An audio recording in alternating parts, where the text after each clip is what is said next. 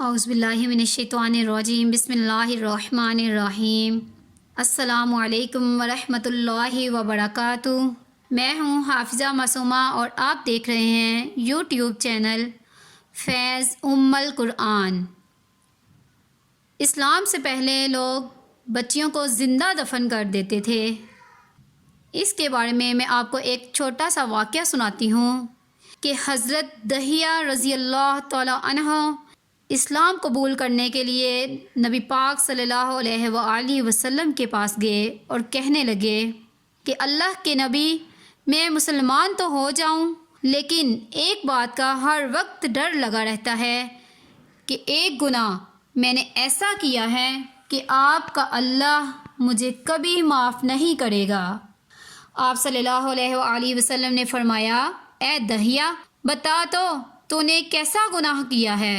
تو حضرت دحیہ کلبی نے کہا، یا رسول اللہ، میں اپنے قبیلے کا سردار ہوں، ہمارے ہاں بیٹیوں کی پیدائش پر ہی انہیں زندہ دفن کیا جاتا ہے۔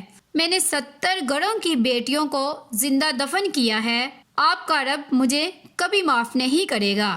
اسی وقت حضرت جبرائیل امین علیہ السلام حاضر ہوئے۔ یا رسول اللہ صلی اللہ علیہ وآلہ وسلم، سلام کہتا ہے، اللہ سلام کہتا ہے اور فرماتا ہے کہ اسے کہیں، اب تک جو ہو گیا وہ ہو گیا، اس کے بعد ایسا گناہ کبھی نہ کرنا، ہم نے معاف کر دیا۔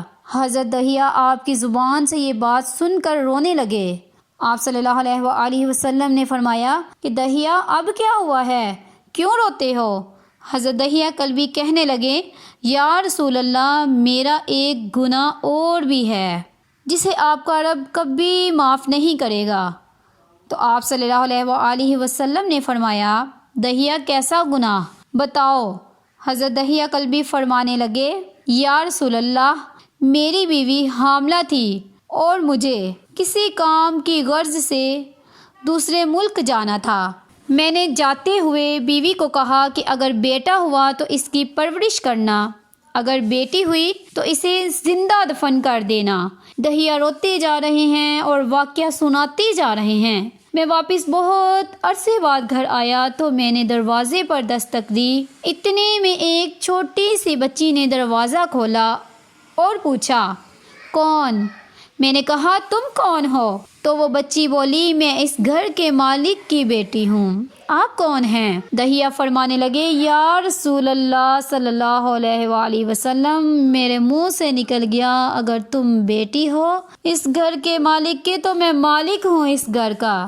یا رسول اللہ، میرے منہ سے یہ بات نکلنے کی دیر تھی کہ چھوٹی سی اس بچی نے میری ٹانگوں سے مجھے پکڑ لیا اور بولنے لگی، بابا بابا بابا بابا، آپ کہاں چلے گئے تھے؟ بابا، میں کتنے دن سے آپ کا انتظار کر رہی ہوں۔ حضرت دحیہ کلبی روتے جا رہے ہیں اور فرماتے ہیں، اللہ کے نبی، میں نے بیٹی کو دھکا دیا اور جا کر بیوی سے پوچھا، یہ بچی کون ہے؟ بیوی رونے لگ گئی اور کہنے لگی، دحیہ، یہ تمہاری بیٹی ہے۔ یا رسول اللہ، مجھے ذرا ترس نہ آیا، میں نے سوچا میں قبیلے کا سردار ہوں، اپنی بیٹی کو دفن نہ کیا تو لوگ کہیں گے ہماری بیٹیوں کو تو دفن کرتا رہا اور اپنی بیٹی سے پیار کرتا ہے۔ حضرت دحیہ کی آنکھوں سے اشک زاروں قطار نکلنے لگے۔ یا رسول اللہ، وہ بچی بہت خوبصورت حسین تھی، میرا دل کر رہا تھا کہ اسے سینے سے لگا لوں، پھر سوچتا تھا کہ کہیں لوگ بعد میں یہ باتیں نہ کہیں کہ اپنی بیٹی کی باری آئی تو اسے زندہ دفن کیوں نہیں کیا۔ میں گھر سے بیٹی کو تیار کروا کر نکلا تو بیوی نے میرے پاؤں پکڑ لیے، دحیہ اسے نہ مارنا، دحیہ یہ تمہاری بیٹی ہے، ماں تو آخر ماں ہوتی ہے۔ میں نے بیوی کو پیچھے دھکا دیا اور بچی کو لے کر چل پڑا۔ رستے میں میری بیٹی نے کہا، بابا مجھے نانی کے گھر لے کر جا رہے ہو؟ بابا کیا مجھے کھلونے لے کر دینے جا رہے ہو؟ بابا ہم کہاں جا رہے ہیں؟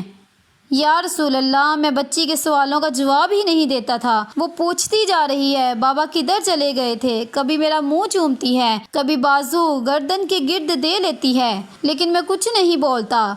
ایک مقام پر جا کر میں نے اسے بٹھا دیا اور خود اس کی قبر کھودنے لگ گیا۔ آقا کریم صلی اللہ علیہ وآلہ وسلم دہیہ کی زبان سے واقعہ سنتے جا رہے ہیں اور روتے جا رہے ہیں۔ میری بیٹی نے جب دیکھا کہ میرا باپ دھوپ میں سخت کام کر رہا ہے تو اٹھ کر میرے پاس آئی، اپنے گلے میں جو چھوٹا سا دوپٹہ تھا وہ اتار کر میرے چہرے سے ریت صاف کرتے ہوئے کہتی ہے، بابا دھوپ میں کیوں کام کر رہے ہو؟ چھاؤں میں آ جائیں۔ بابا یہ کیوں کھود رہے ہیں؟ بابا گرمی ہے، چھاؤں میں آ جاؤ۔ اور ساتھ ساتھ میرا پسینہ اور مٹی صاف کرتی جا رہی ہے، لیکن مجھے ترس نہ آیا۔ آخر جب قبر کھود لی تو میری بیٹی پاس آئی، میں نے دھکا دے دیا، وہ قبر میں گر گئی، میں ریت ڈالنے لگ گیا۔ بچی ریت میں سے روتی ہوئی اپنے چھوٹے چھوٹے ہاتھ میرے سامنے جوڑ کر کہنے لگی، بابا میں نہیں لیتی کھلونے، بابا میں نہیں جاتی نانی کے گھر، بابا میری شکل پسند نہیں آئی تو میں کبھی نہیں آتی آپ کے سامنے، بابا مجھے ایسے نہ ماریں۔ یا رسول اللہ صلی اللہ علیہ وآلہ وسلم، میں ریت ڈالتا گیا، مجھے اس کی باتیں سن کر بھی ترس نہ آیا۔ میری بیٹی پر جب مٹی مکمل ہو گئی اور اس کا سر رہ گیا تو میری بیٹی نے کہا، میری طرف سے میری بیٹی نے توجہ ختم کی اور بولی، اے میرے مالک، میں نے سنا ہے تیرا ایک نبی آئے گا جو بیٹیوں کو عزت دے گا، جو بیٹیوں کی عزت بچائے گا۔ اے اللہ وہ نبی بھیج دے، بیٹیاں مر رہی ہیں۔ پھر میں نے اسے ریت میں دفنا دیا۔ حضرت دہیہ کلبی رضی اللہ عنہ واقعہ سناتے ہوئے بے انتہا روئے۔ یہ واقعہ جب بتا دیا تو دیکھا کہ آپ صلی اللہ علیہ وآلہ وسلم اتنا رو رہے ہیں کہ آپ صلی اللہ علیہ وسلم کی داڑھی مبارک آنسوؤں سے گیلی ہو گئی۔ آپ صلی اللہ علیہ وسلم نے فرمایا، دہیہ ذرا پھر سے اپنی بیٹی کا واقعہ سناؤ، اس بیٹی کا واقعہ جو محمد کے انتظار میں دنیا سے چلی گئی۔ آپ صلی اللہ علیہ وسلم نے 3 دفعہ یہ واقعہ سنا اور اتنا روئے کہ آپ کو دیکھ کر صحابہ کرام رضی اللہ عنہ رونے لگے اور کہنے لگے، اے دہیہ کیوں رلاتا ہے ہمارے آقا کو، ہم سے برداشت نہیں ہو رہا۔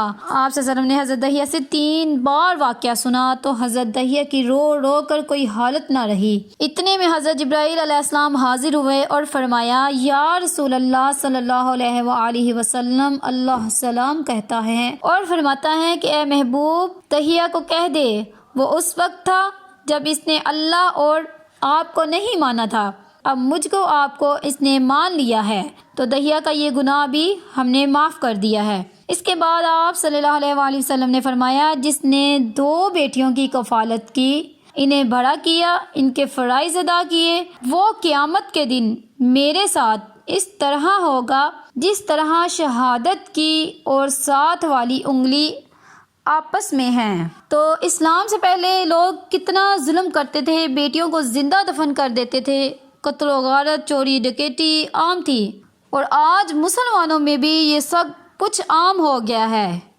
اسلام نے ایسے معاملات کو ختم کر دیا تھا، تو آج لوگ اسی مسائل میں الجھے ہوئے ہیں۔ اگر آپ ان مسائل میں الجھے ہوئے ہیں تو اپنے نام کا اسم اعظم پڑھیں، اسم اعظم پڑھنے سے سکون قلب حاصل ہوگا، ہر قسم کے گناہوں سے چھٹکارا ملے گا۔ اسم اعظم کی برکت سے کاروبار، نوکری میں ترقی ہوگی، نظر بد اور حاسدین کے حسد سے اور جادو ٹونے، جنات وغیرہ سے بچے رہیں گے۔ اس کے علاوہ بے شمار فوائد ہیں۔ اپنے نام کا اسم اعظم حاصل کرنے کے لیے ہمارا ادارہ فیض ام القرآن سے رابطہ کریے۔